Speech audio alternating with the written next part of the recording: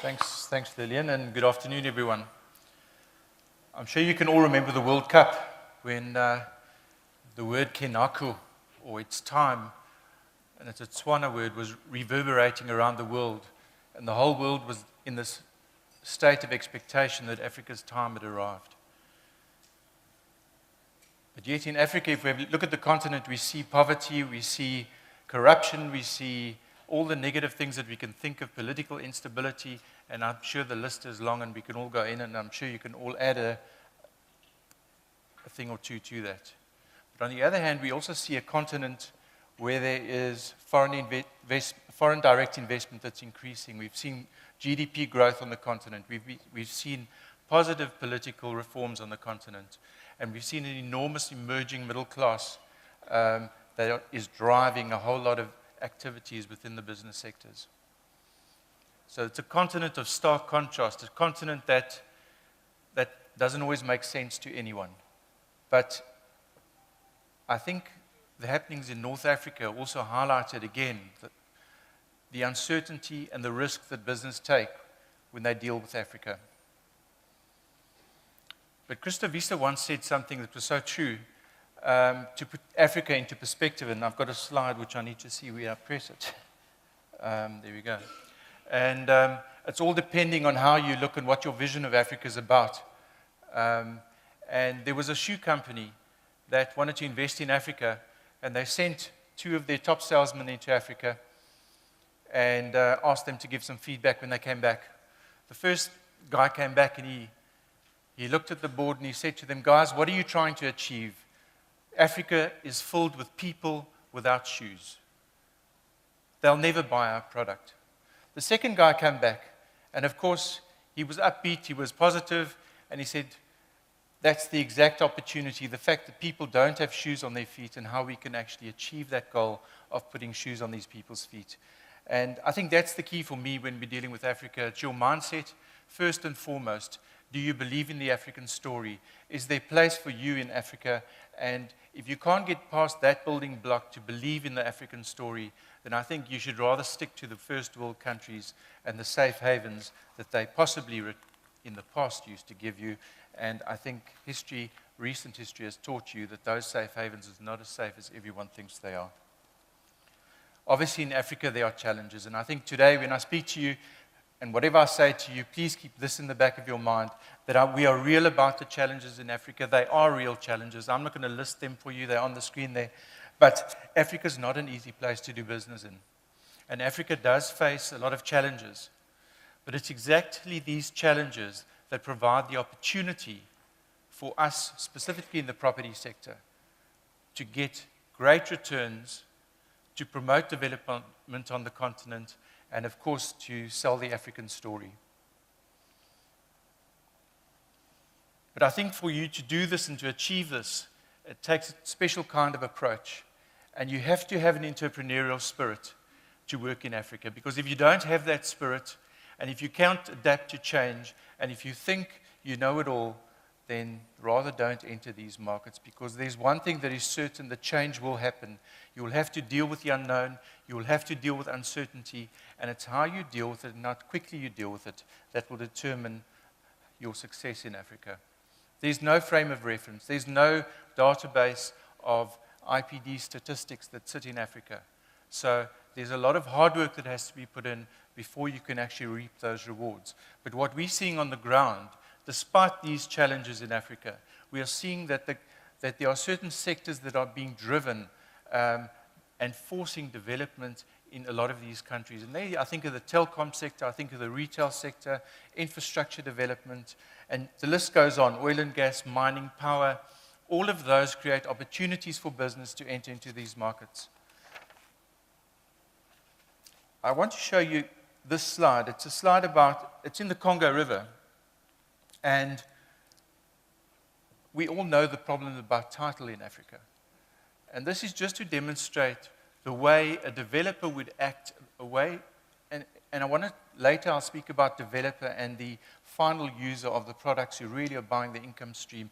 But the developers in this market, I must say there are a few entrepreneurial guys that have gone into the market, they've taken risk, and they have been rewarded. But what this was in the Congo River, where land title is obviously an issue, the guys opted to do a reclamation. And this is where they're going. They're reclaiming the river, they're developing on it, and they're securing their title. So that is just an indication of an innovative approach.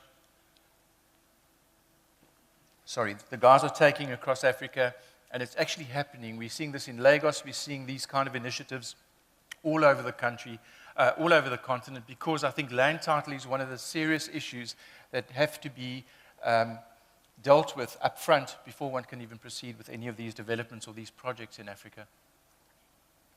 But one thing for sure, Africa is changing. And I alluded to the sectors that are driving the change earlier, the retail, the telecoms, the banking sector is another sector. These sectors are all forcing change in the way people are behaving, change in the way people are acting. If you think of the telecom sector, I mean, the mobile telecom sector since 2000, there are 316 million new subscribers just on those networks. I mean, that's more people probably than in the USA. But then you've also got the United Nations, who's just done some research and some stats, and what they're saying, the returns that can be get across the world, across emerging economies, in the returns out of Africa are higher than any other emerging market. Whether that's true or not, I don't know. There are lots of educated people in this room, but that's what I'm picking up, and I'm seeing it on the ground, which I'll show you later, that the returns are definitely worth looking at in Africa.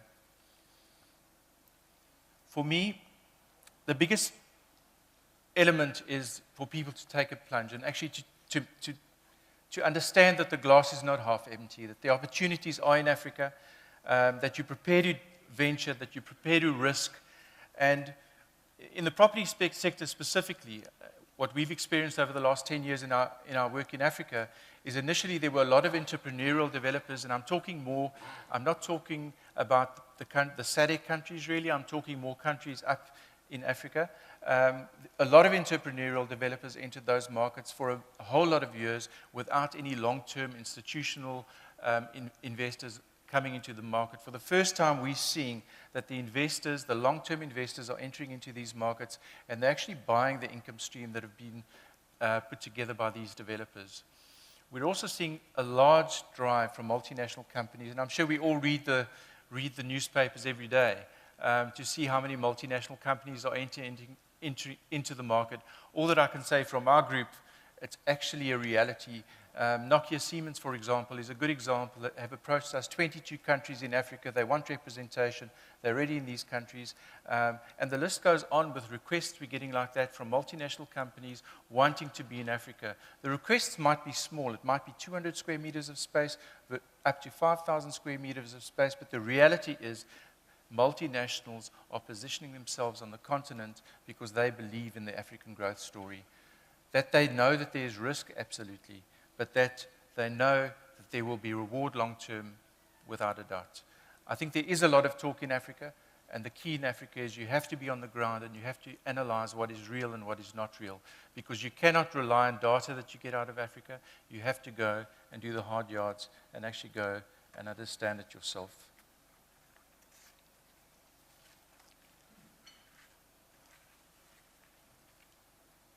I think I've spoken to this slide, but really at the end of the day, there's been a lot of reform in Africa. As I say, there are 24 countries that are having elections this year. I mean, 10 years ago, that would have been unheard of if you think of the continent. People would have laughed at us.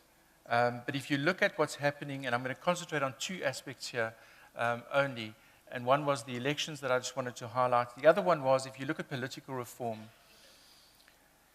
we always complain about the lack of political reform or the slow progression of political reform. But our experience in Nigeria, for example, has been that the Nigerian government have been very proactive in a lot of areas, and that they're trying to position Nigeria as one of the gateway countries to Africa.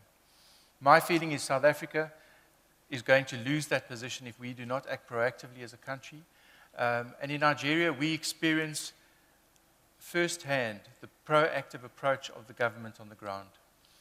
If you think in 2003, the government banned all textiles in Nigeria, and the simple reason was to promote their manufacturing sector.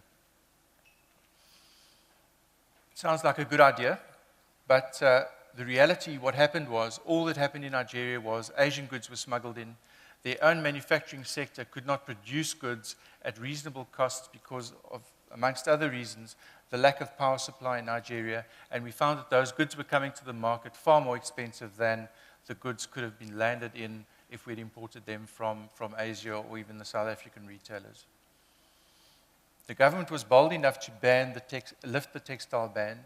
And since then, we've seen the emergence of a retail class, our retailers all going into Nigeria, and we've seen a vibrancy of development, of investments in Nigeria, and that's just an indication of how the government is positioning themselves as one of the stakeholders on the African continent. And Kenya are doing a very similar thing.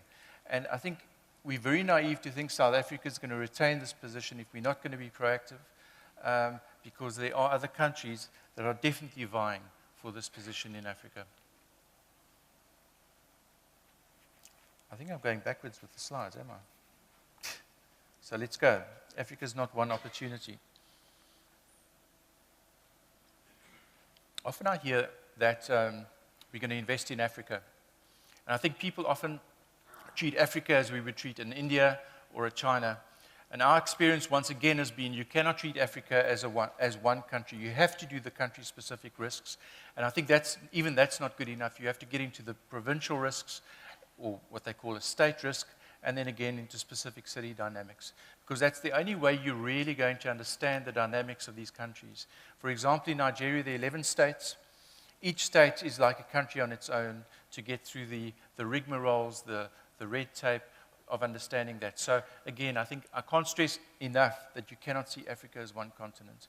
And often I go to presentations where I hear the African story, and it is a great story if you put it in one box and you package it and you market it well. But the reality of the fact is you have to get onto the ground, you have to understand the dynamics of each specific country and each city in turn. This urbanization trend is a phenomenon that is just gaining momentum at a speed. At the moment, there are 40% of consumers are urbanized are living in urban areas. This, according to statistics, if you believe them or not, is going to increase in the next 15 years or so to about 60%. And if you have a look at the disposable income that is sitting within these 40%, and let's accept that that's the right number, is going to increase by 50% over the next 10 years. By 2030, Africa's top cities will generate an estimated spending power of $1.3 trillion. And McKinsey then has just released this report identifying across the whole continent the top cities for emerging young consumers. And if you have a look at that list, 12 out of the top 20 cities are sitting in Africa. And that must tell you a story about Africa, must tell you a story about Africa's urbanization process that's happening at a rapid rate. And I think no matter what your opinion at the moment is about Africa, no matter what your opinion is about the risks in Africa, that is an opportunity and a compelling reason to consider Africa as an investment opportunity. I don't think anyone could argue with that. I'm going to tell you about our journey, and I'm not going to do a big sales pitch, but I think you can see the to let sign there. And I think, obviously, it's not the oldest industry in the world. I think we know what the oldest industry in the world is. But property is very dynamic, and it's well established in an informal sector within all of these countries. And the concepts of property is not unknown. But I think it's a very unrefined, very underdeveloped commodity at the moment. And our vision has obviously been driven by absolute demand from retailers, both South African and international, as well as multinational users that want to position themselves in Africa. And our business model is driven absolutely by demand and not by anything else. I really just want to concentrate on one aspect of this, and if you have a look at the main investment and development drives, we've seen that as retail over the last 10 years. And you have a look at 11 retail projects completed, and remember, this is just Brawl, so it would be a great wish for me if a lot of our companies would come together and share information. But again, I think everyone keeps this as trade secrets.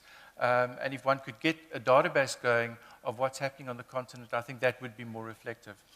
But if you look at the pipeline of projects, and I think that has taken us 10 years to do the 11 projects, but the 15 that are committed and are currently in progress, they will be out of the ground within the next 24 months in a completion phase, and within the next 18 months, the next lot. All of these developments, secure land title has been verified. And if I look at the last opportunities in progress, I've halved the number of inquiries in terms of this slide, which I've put on here, because we couldn't verify land title from the rest. But that there's interest absolutely on the continent. I thought I'd show you just a streetscape. And I think we all ride past the streetscape in Africa, and you have a look at what we see. I mean, we actually see a tenant mix sitting here with ATMs and toys and babies and men's fashion, et cetera, et cetera. And I think we mustn't underestimate the power of informal or this unstructured retail environment in Africa. And our retailers, our business people that are entering into these markets have to compete with these guys. And I think the key to it is, again, I'm come back to the risks of doing business in Africa. You have to understand the dynamics of what's happening on the ground. If you look at there, and I've called it the local spur, and I've eaten here. Unfortunately. These guys know what they're doing. They've got a good business, it runs well, they understand their local market. And they actually got a good supply chain organized. So they understand their business, without a doubt. And what we need to understand is we are going into a foreign environment.